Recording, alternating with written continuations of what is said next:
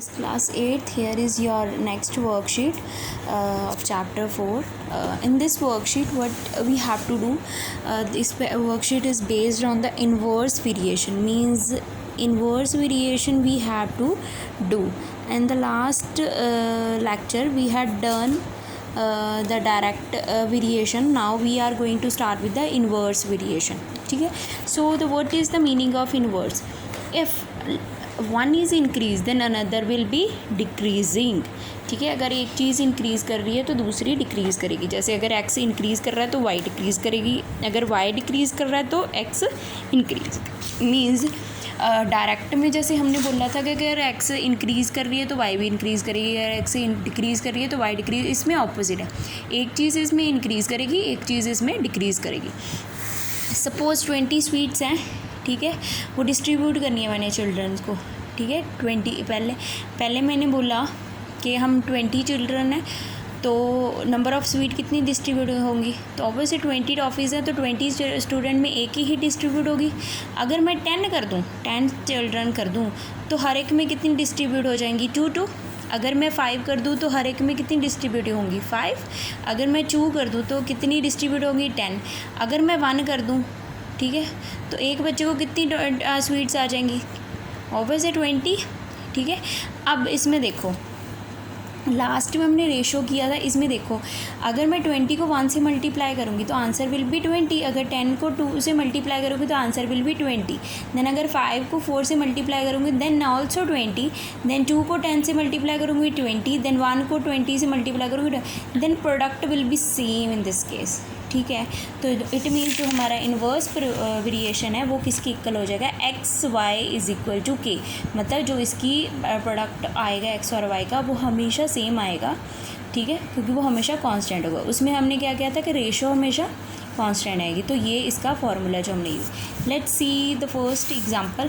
कहते हैं if 15 worker can build a wall in 48 hours, how many worker will be required to do the same work in 30 hours. ठीक है, तब देखो 15 workers थे तो पहले उनके आवर्स ज़्यादा थे, तो अब उन्होंने बोला कि कितने नंबर ऑफ़ वर्कर चाहिए और आवर्स कम कर दिए. तो ये क्या हो गया, सीधा इन्वर्स हो गया. तो हमने पहले सपोज यहाँ पे लेट करना है, जो चीज़ मिसिंग है उसको लेट करो. Let the number of worker bee x. तो मैंने टेबल वही बना दिया. Way of making the table will be same like in the worksheet done first जो हमने की थी. अब सबसे पहले किसकी वर्कर की बात हुई है तो मैंने लिख दिया वर्कर. फिर देन टाइम की, देन टाइम 15 48 एक्स. बस इसमें क्या करना है, इसमें आपने कर देना x1 into y1 is equal to x2 into y2. मतलब इन दोनों को मल्टीप्लाई और इन दोनों को मल्टीप्लाई. मैंने इन दोनों को मल्टीप्लाई किया and then I have to solve the x value. x आ गया तो यहाँ पे लिख देना number of workers required is 24. Now see the first one example of worksheet 2. यहाँ पे क्या है, आपसे पूछा गया मिसिंग टर्म फाइंड करो एंड हमने मिसिंग टर्म फाइंड करनी है. ठीक है, तो आपको गिवन है कि ए के ये 7 8 ये मिसिंग है एंड देन ये मिसिंग है. जो चीज़ मिसिंग है मैंने उसको अनदर वर्ड लेके लेट कर लिया, let us suppose in the blank. ठीक है, तो अब ये क्या हो गया, अब फिर से x1 into y1 is equal to x2 into y2. 7 into 8 is equal to m into 4. तो m की वैल्यू निकाल ली, पहले m निकल गया. सिमिलरली फिर x1 into y1 is equal to x2 into y2. Means ये तो हम दोनों के लिए रखेंगे, पहले इसका इसके साथ करेंगे फिर इसका इसके साथ करेंगे. तो जब मैंने इसको इसके साथ किया तो मैंने n की क्या वैल्यू गेट की. ठीक है, तो ये मेरे. अब लेट्स डू, मैंने जैसे चेकिंग लास्ट में करी थी अभी भी चेक कर सकते हैं. जब 7 को 8 से मल्टीप्लाई किया 56, 4 को 14 से मल्टीप्लाई किया 56, 2 को 28 से मल्टीप्लाई किया 50, then answer will be same. Have you seen the product of these numbers are same. तो यही बोल रही हूँ ना मैं कि प्रोडक्ट इसमें हमेशा सेम आएगा. ठीक है, तो like this you can solve the checking also. अब नेक्स्ट आ गया, कहते हैं साइंस टीचर आज the number of students of.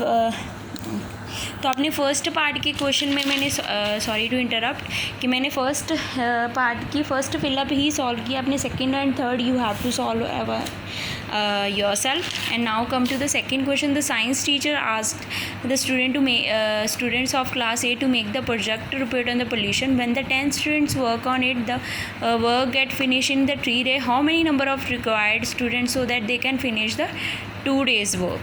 ठीक है, तो अब यहाँ पे मैंने मुझसे मिसिंग क्या है, नंबर ऑफ़ ऑफ स्टूडेंट्स, मैंने उसको x ले लिया. Table making the way same, पहले स्टूडेंट की बात हुई थी, नंबर ऑफ डेज़ की.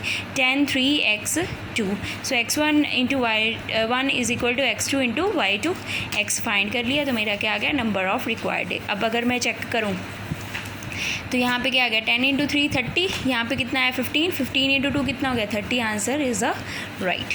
देन आ गया थर्ड क्वेश्चन. थर्ड क्वेश्चन में क्या है, थर्ड है कि the running of average speed of 40 kilometre per hour a bus complete a journey 4 into 1/2 hours. How much time will the return journey take if the speed is increase 45 kilometre.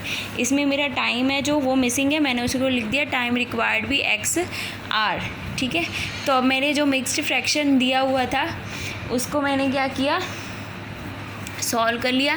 तो ये क्या बन गया 9/2. तो पहले उन्होंने स्पीड की बात की थी, फिर टाइम की बात की थी, तो मैंने वही लिख दिया. ठीक है, सारा कर दिया, जो मिसिंग थी वो एज इट इज़ छोड़ दी. फिर x1 into y1 is equal to x2 into y2. तो मैंने x की वैल्यू निकाल ली, आंसर मेरा 4 आ गया. तो टाइम रिक्वायर्ड इज़ 4 आवर आ गया. Right. Then next question is the fourth one question, that is again that Disha cycle to her school at the average speed of 12 km per hour. It takes 20 minutes to reach the school. If she want to reach the school in 15 minutes, what will be the average speed? ठीक है, तो उन्होंने speed की पूछी हुई है क्या है, तो स्पीड मिसिंग है, मैंने स्पीड ले लिया x किलोमीटर पर आवर. तो पहले स्पीड की बात हुई, फिर टाइम की, मैंने वही कॉलम बना लिया. Then x1 into y1 is equal to x2 into y2. Put the value all the things you have, 12 into 20, x into 15, x की वैल्यू निकाल ली 16. Answer is there. तो रिक्वायर्ड स्पीड मेरी कितनी होगी 16 kilometre per hour. Similarly the fifth one question, if 15 men can repair a road in 24 days, then how long will it take 9 men to repair the same road? ठीक है, तो it means जो उन्होंने क्या पूछा हुआ है, how long means time they had asked, कितने डेज़ लगेंगे वो मिसिंग है मेरे पास.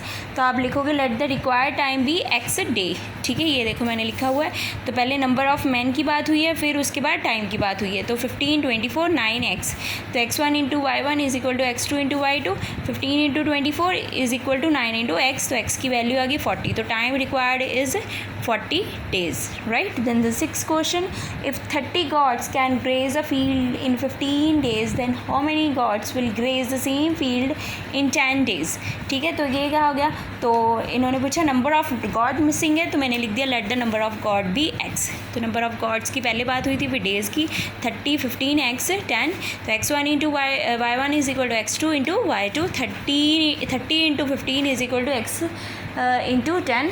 सो x is equal to this one 40. तो नंबर ऑफ गॉड्स कितनी होगी 45. ठीक है जी. So like this you have to solve all the question. Rest 7 8 9 10 and 11 12, these questions 6 questions are left. It the way of solution is same, so try to solve. If you have any kind of problem, then you can ask. Thank you, have a nice day.